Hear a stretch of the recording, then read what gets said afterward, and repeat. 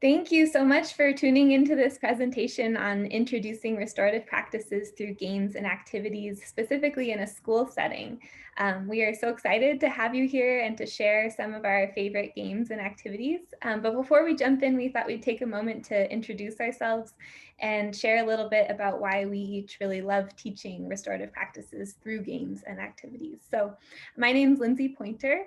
I work as the Assistant Director of the National Center on Restorative Justice at Vermont Law School and have experience as a restorative justice practitioner, trainer, educator, and researcher, and just love this work and love sharing it, love talking about it.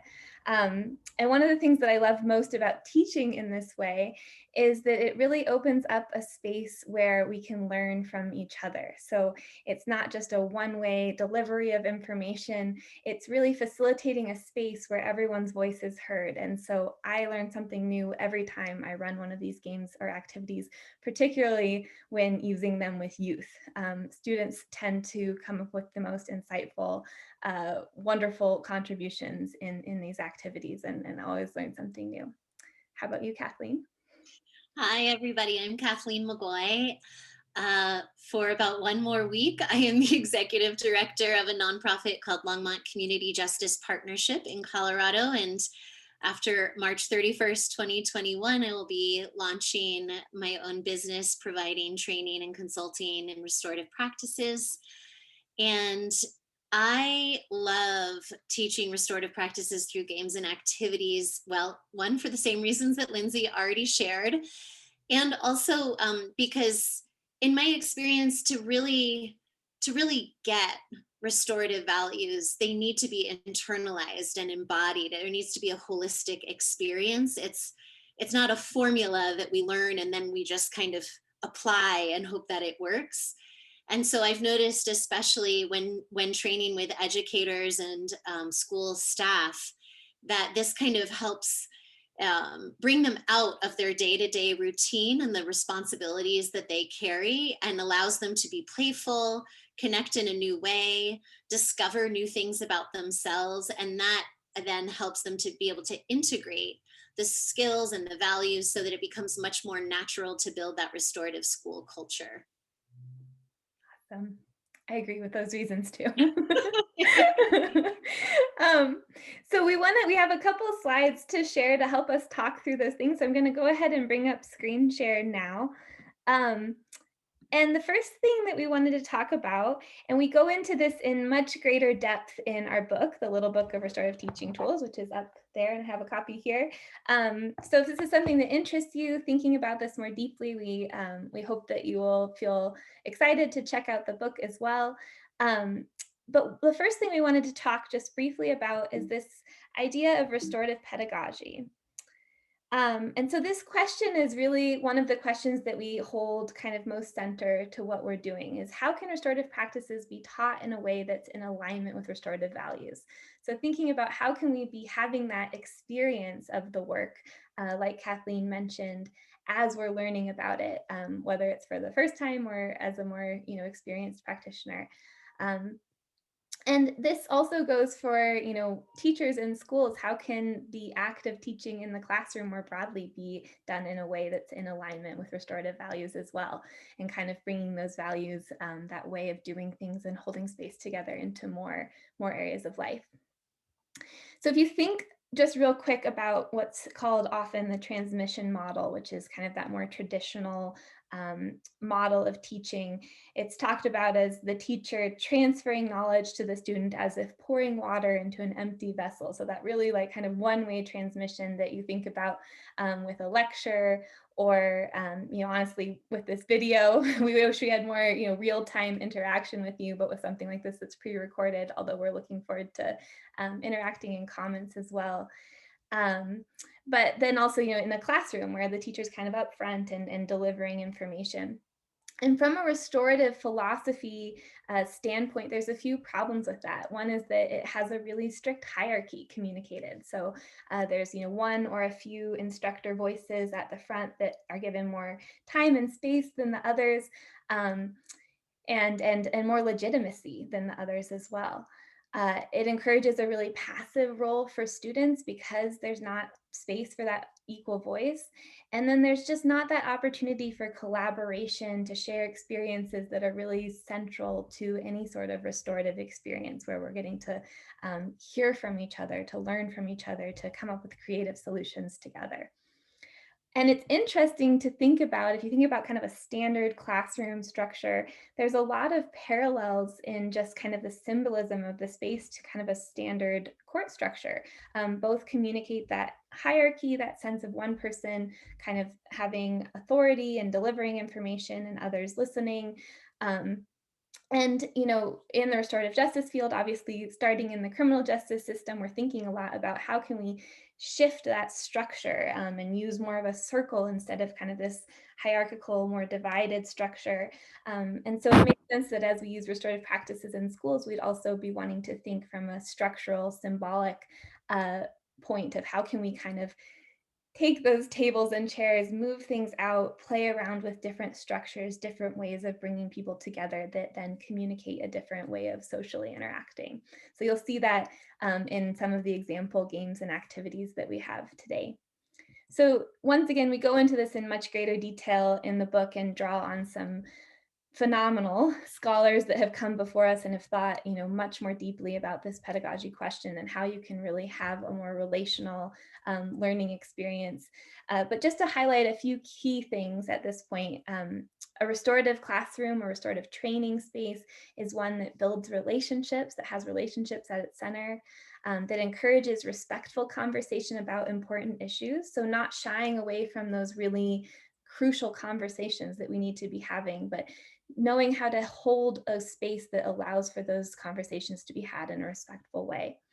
The teacher shows up more as a facilitator who's just helping to design and hold space for the experience and kind of guide the flow, much like a facilitator of a restorative justice process, but is there also learning alongside the students or the trainees, whoever it may be.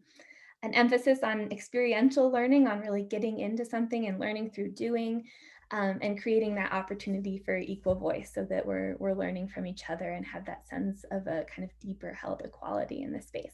So just a few kind of bullet points to keep in mind as we move through what we wanted to share briefly with you today.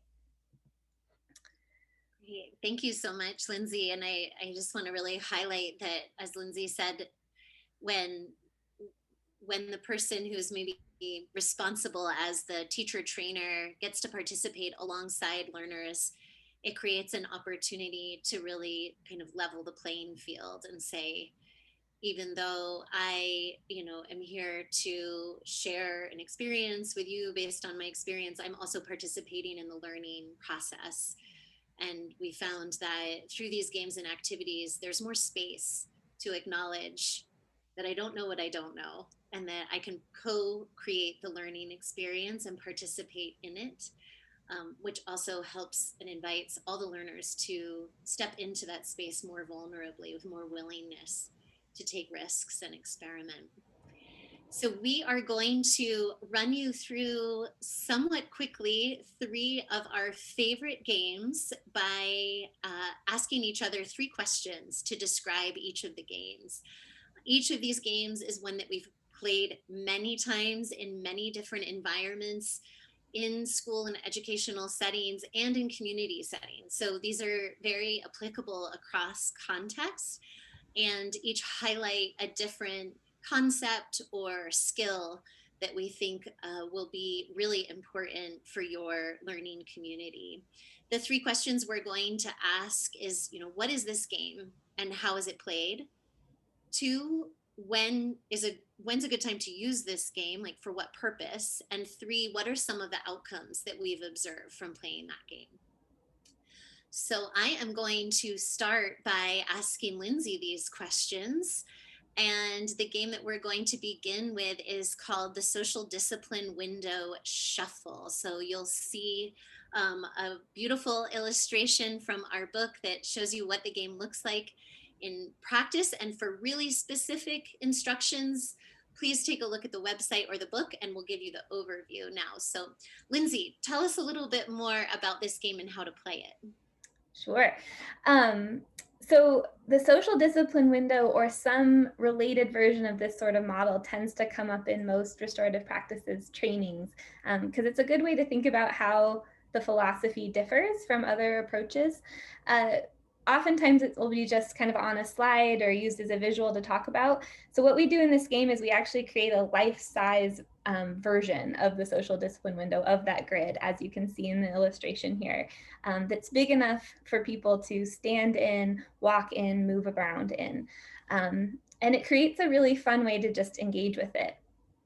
And so in the social discipline window, we're outlining different ways of different combinations of support and control or expectation of behavior that are doing things, to someone, for someone, with someone, or not at all. And so what we do in this game is we have 4 different groups, 4 teams, and we hand out secretly, so no one can see, little pieces of paper that say not to, for, or with. And so each group has one of the quadrants they're responsible for, but no one knows what each other has. And then we read a scenario to the whole group, something that's relevant to their context. So in a school, maybe it would be a behavior issue with a student, something really common, or a conflict with a colleague, or an issue or a conflict with a parent, something that is going to feel familiar to the context. So we read that scenario. Each group has a chance to come up with what their quadrant's response would look like. So for example, in the with box, what would a restorative response to this scenario look like?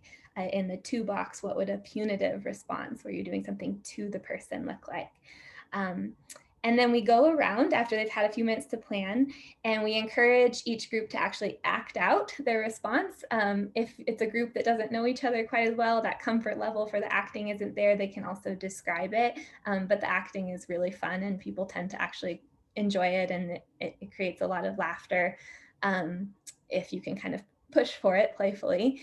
Uh, and then the other groups have to guess which of the quadrants is being represented by their demonstration, and that person then goes into the quadrant, and then we have a debrief conversation about the differences we saw in the different responses, the kind of shortfalls, the benefits, and talk about how to kind of refine the restorative response, make it even more restorative together. So that's a basic overview. Again, more specific instructions are in the book and the website. And when do you think is a good time to use this game? Yeah, this game is a great one for when you're kind of first trying to communicate what is the restorative paradigm, what is this philosophy and this basic approach, and how does it once again differ from a more punitive response or a more permissive response or a more neglectful response. It's just a great game for helping people kind of wrap their head around what is special, what makes something a restorative response. And it's also a great one to play maybe later on in a training or in a class to stimulate more self-reflection of, where do I more naturally show up in each of my relationships? If I'm having a conflict with a family member, do I go right to the to box? Whereas, at work, maybe I'm more in the for box or something like that. And so kind of having that self-reflection so that in all areas of life, we can be pushing ourselves to be in that with box. I'm so surprised that you used family as an example. I think I've heard before that it's a common challenge to stay in that with box when we're in conflict with some of the people who are closest with us. So I love that even though it could be sort of framed as an opportunity to look at how are we in our professional environment, it also opens up into how do we handle difficult conversations or conflicts outside of work as well. Definitely. And what are some of the outcomes that you've observed from playing this game? It does its work in terms of helping people to really wrap their mind around what is distinct about that restorative approach. Um, and then, I think that some of that personal reflection of, exactly what you're saying of like, where in my family, where in the professional life, here's how I am with a student, but here's how I am with a colleague, and giving people a chance to identify what their default is and then have this actual visual that they've stood in and they've moved in, that then when they're in the situation of dealing with these contexts, these conflicts in different contexts, they can think like, I need to move up, like I'm right now in the 4 box. I'm really supporting this person, but I'm not holding that high expectation of behavior. So if I add that, then I can go into the with box, that restorative approach where I want to be. And people talk a lot in the debrief about how it's given them that better understanding and kind of mental map for their own reactions. And then also, when you're playing this with a team that works together and you're sharing those reflections out loud in the debrief, it has this added benefit of getting to know each other as team members and knowing, um, I know Kathleen, that when she's here, she's supporting us all the time. But maybe she's going to be a little bit more nervous about holding that expectation. So I'm going to support her in doing that. And so having that kind of feel for where each other are, and what we're working on helps a team to support each other as well. Yeah, thank you so much. I want to key in on your mention of the debrief. And the debrief is something that we highlight in every single one of our games. We talk about it in the content of the book as really the very rich place where we go from the lived experience of the game or activity to that deeper discussion that helps people go into further reflection about the meaning. Though, so this is, I would say, this is one of the ways that we move from this idea of some of these activities as just icebreakers, and apply them more intentionally as learning opportunities that are relevant to our efforts as restorative practitioners. And the debrief can be an opportunity for such rich discussion, especially in the context of engaging with youth about their full range of experiences and inviting those in, to create that stronger community and connection. Absolutely. Great. So now I get to ask Kathleen about the wonderfully titled Shovel Face.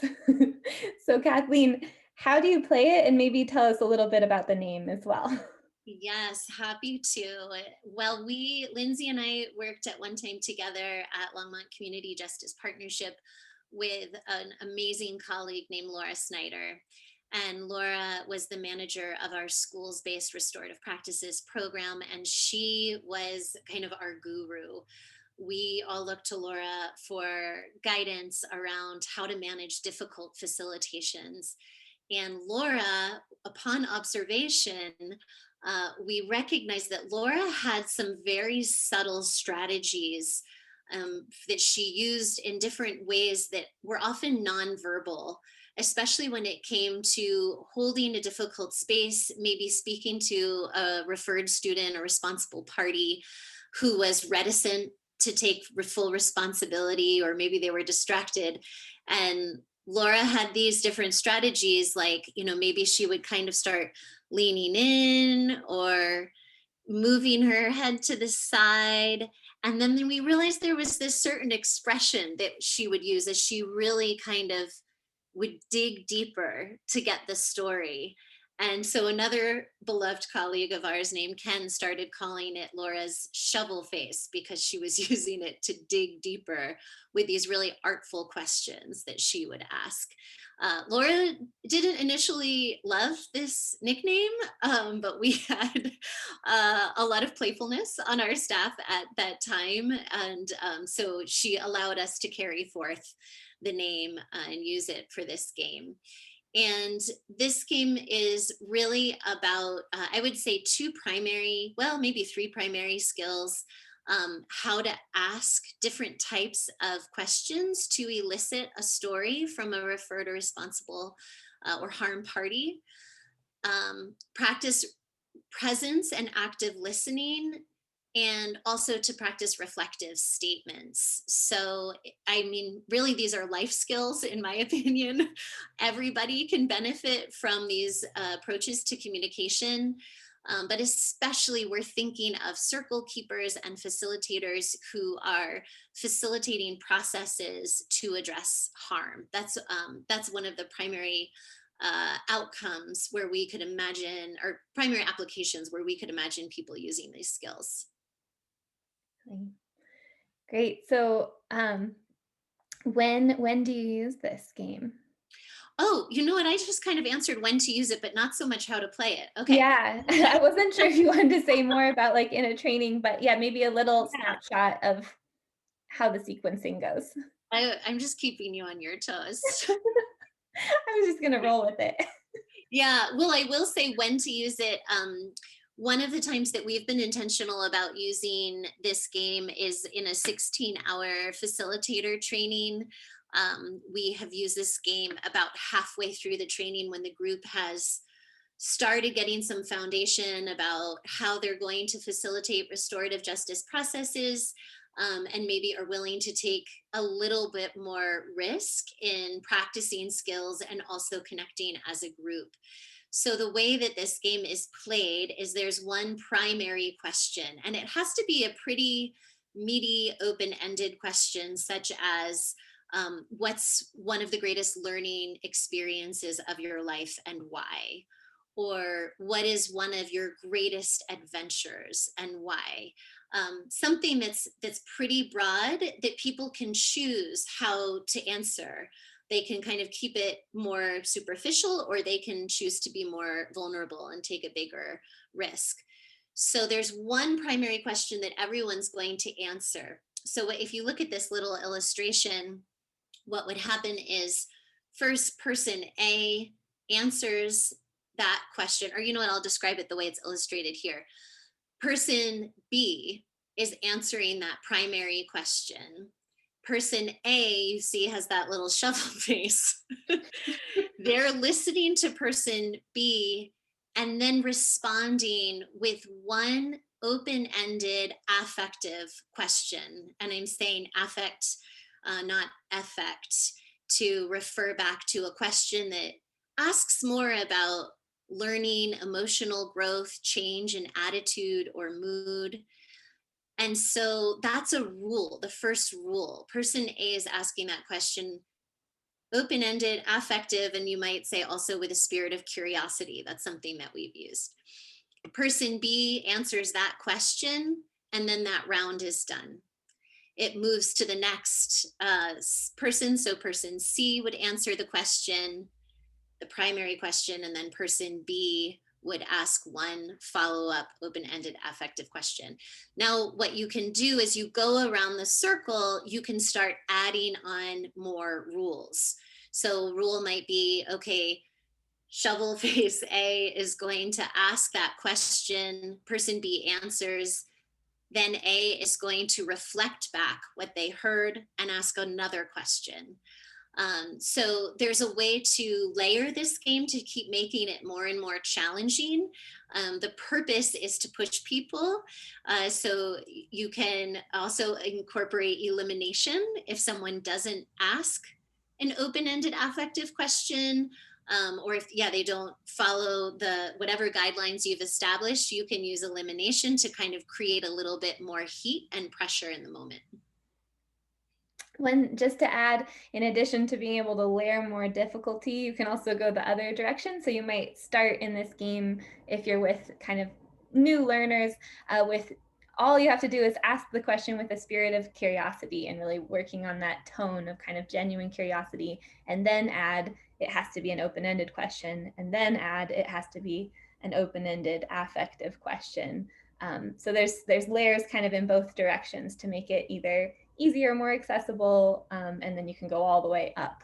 So it's also a game that you can play multiple times with the same group because of that kind of building level of difficulty that keeps it interesting. So Kathleen, what outcomes have you observed from this game? Yeah, I think the primary one that I'd like to share is that this game is not just about building skills, but also about deepening the connection among the community of learners. So we often hear, people who are spending, like I said, 16 hours of training together, but maybe in a school's environment, you already kind of know each other, but once you play this game together, you will know each other in a whole different way. Typically, in most groups, there's someone who is going to really open up and share something pretty meaningful, which interestingly will often then lead other people to share something more personal and meaningful. And so it goes much deeper than maybe the intended outcome of just being a way to practice, and actually becomes a way of weaving together a more closely knit community. Definitely. One other thing I'll add that always sticks out to me with this game is I think people approach it thinking, oh, this is a way for me to practice the facilitation skill of coming up with good open-ended questions on the spot, which it absolutely is. It's great for practicing that, like you're listening, you're fully in the moment with what you're hearing, and then you're doing that practice of coming up with what's the question that's going to help dig deeper, help me learn more, help continue to open up this dialogue. But it also, in addition to giving that experience, the experience of what it's like to be a facilitator, it gives the experience of what it's like to be a participant in a restorative process who's, you know, sharing something really vulnerable, meaningful, a moment in their life that had a big impact, and then is, being asked questions and is sharing in front of this circle of people. So oftentimes people reflect on what it took for them to feel safe sharing in that way, which then has learning for what we need to do to set up a space that feels safe for that sort of sharing, and just builds that empathy for process participants.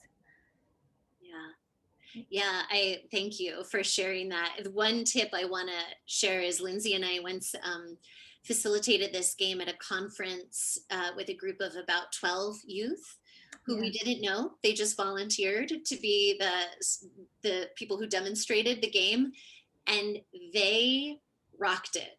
Like their level of advancing with our rules that usually in our experience, some of the adult learners we had worked with needed much more support with, these youth were like, bring it, just keep adding on more and more. They really blew it out of the water. So I just want to add that tip, that be prepared when Yeah. working with youth.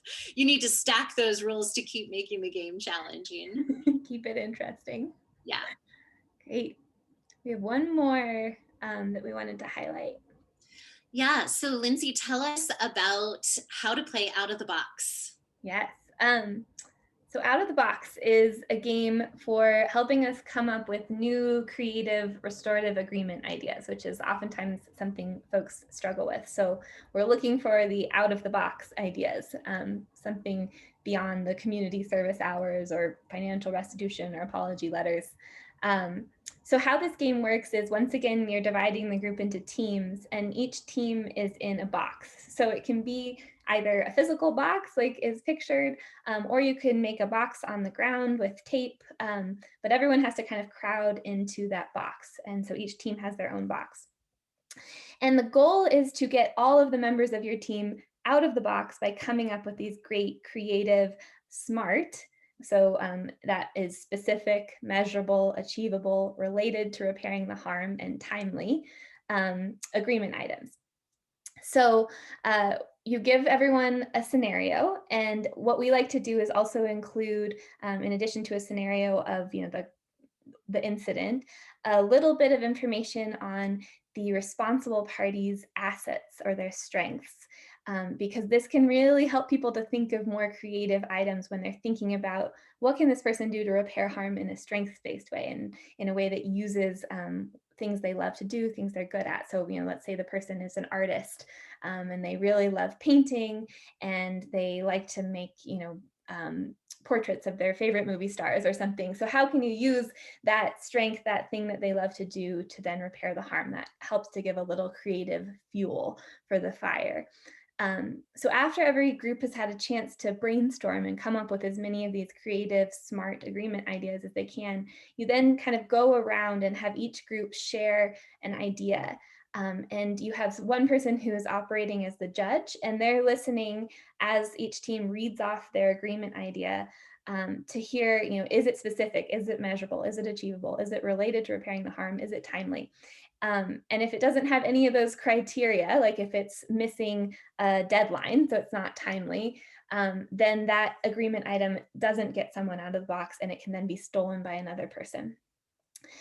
We also, and as an additional rule, we like to make certain agreement items off bounds. So if you have things in your school or in your program that people tend to fall back on a lot, like those community service hours or apology letters, maybe a PowerPoint on something or a research essay, if those are the things that you're seeing all the time as agreement ideas that are starting to feel stale, make those off bounds. So those are ideas that can't be used to get people out of the box.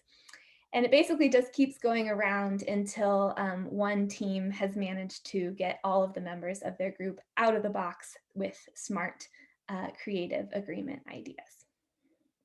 Wow. This is a rowdy one in my It experience. is rowdy. And do you want to share about any like particular times when you've used this game like to meet a certain need?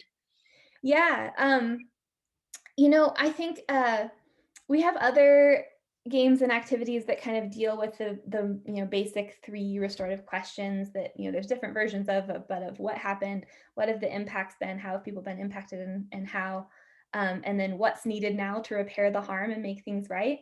And folks struggle with that last question. That tends to be the one that really trips people up. Because it's just hard when we're so kind of stuck in this more punitive paradigm that has like specific, usually punishments or consequences designated for different behaviors, to think really creatively about what is the wide world of things that could be done at this moment to actually repair the harm to the most impacted party, to the wider community, to the person who did the more damaging behavior. It's just hard to go there. And so this is a great game because it's fast, it's competitive, it gets some crazy ideas out on the table, but you end up, really getting people in that creative mindset of being able to grasp what's possible in considering that third restorative question of what's needed to repair the harm. Yeah, thanks for sharing that. I have noticed that consistently in the different groups of learners that I've worked with. And one K through 8 school comes to mind here that I worked with locally, where the whole staff was so bought into developing a restorative culture in their school, and yet when it came to creative repair ideas, some of the leadership was really concerned that teachers were inadvertently defaulting back to more punitive disciplinary responses that they were just sort of repackaging as restorative. And part of it was time constraints, and part of it was, how do we get our thinking out of the box and make those repairs creative and related to the harms. And so this was the activity that I recommended to them, especially when you name those out of bounds ideas that can't keep being repeated. Have you noticed any particular outcomes from playing this game? Yeah. Um, one outcome I've noticed, and I kind of touch on this just briefly, but it seems to draw out these kind of like over the top ideas, things that are, technically fit the criteria of smart and creative and will get people out of the box, but you wouldn't actually use in real life. Like, so for one example, um, playing this with a group of high school students, I think the responsible party in the scenario, one of their strengths was they really liked to cook.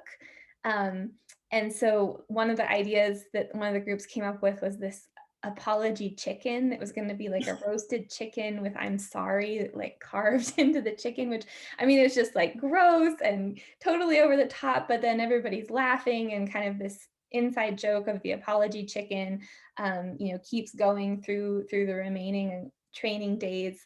Um, and while that's, like totally over the top, I think that this game, part of the power of it is because it takes you all the way there to this, over the top idea. People are then more likely to land in the nice middle zone of really coming up with great creative but realistic and like feet on the ground ideas when they then move back into being part of actual restorative processes or bring this into their life. So it kind of gets you way out of the box so that then you can land in a space that's just the right level of restorative creativity. I think the apology chicken came up in 2015. Is that right? 6 years ago? It's a That, while and it still sticks with me. It's like, yeah. what is this? Oh my gosh. Yeah, one of the outcomes that I wanted to mention also is that I really see, especially I think with youth, but also adult learners getting really caught up in that yes and. So yes and maybe throwing out some of those more absurd ideas, but it doesn't matter. It's that power of building on each other more and more and more instead of the alternative, which is sort of getting really quiet until I've decided I've come up with the one perfect repair idea. Clearly, we want to brainstorm a lot of creative ideas because everybody's kind of collective wisdom is going to build the strongest opportunity for someone to make repairs in their community. So, building that yes and spirit is something that I really appreciate about this one. I'll just because I love that. I absolutely feel that in this game, and I think when you're in a restorative justice process and it's going really well at the agreement phase, it has that same feeling of kind of that yes and of people throwing out ideas and then building on each other's ideas and getting excited. So it gives, like Kathleen, you mentioned at the beginning, that kind of energy feel of what you're going for in this kind of phase of a process. Yeah. Great. And be prepared. It's rowdy. It's rowdy. There will be.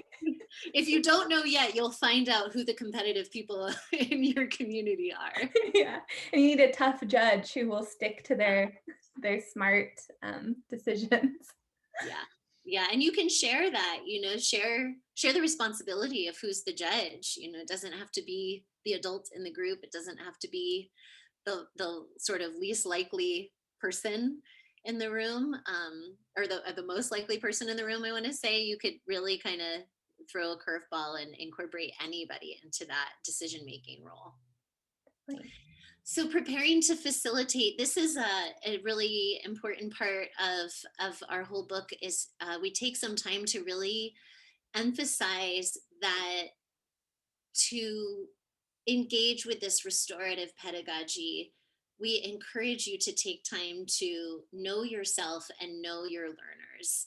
When you are inviting people into this space where they're going to be taking risks, you're inviting them to consider and voice their choices, sharing vulnerably, sharing personally, like leaning into that edge of discomfort. It's important that you're ready to be responsive to that with compassion and empathy and be aware of what some of your reactions might be. How might you inadvertently silence some voices in the room? How might you have a bias towards some of your learners and their experiences? How can you create accountability for yourself as the person who is introducing this style of learning? Similarly, knowing your learners, what are some of the challenges that they're going to bring into this space, and how are you going to create a brave space for them to voice those? Elevate the voices of some of your learners that come from marginalized or traditionally silenced groups. This is a real opportunity to create more equity and inclusivity in your learning community by valuing every person's experience. One of the ways that we borrow a method, a strategy for doing that, we borrow from Bell Hooks, who talks about bringing love, humor, and humility into the learning space and how that helps to cultivate a brave space. And in the book, we provide 3 specific tools to assist you with these efforts. So there's the mindful pause, a tool that's referred to as the PAIR method from educator Annie O'Shaughnessy. There are also 2 tools to support your self-evaluation and self-reflection process from Barb Taves. And those can be done individually, although we really encourage you to pair up, find someone who can help you shed light on some of your blind spots, collect feedback from your learners about their experience in the environment, and incorporate all of that. This is always an opportunity to learn from feedback so that when you deliver the game or activity the next time, you can do it in a new way. You can do it with new perspective, new insight. The purpose of all experiential learning is to keep it fresh, keep it relevant, and to be participatory in it. So we discourage you from thinking, I am just going to copy and paste this game every time I do it in the same way, despite the context or despite the climate and environment that I'm teaching in. We really invite you to hone in on these concepts so that you can stay fresh with the practice. Great.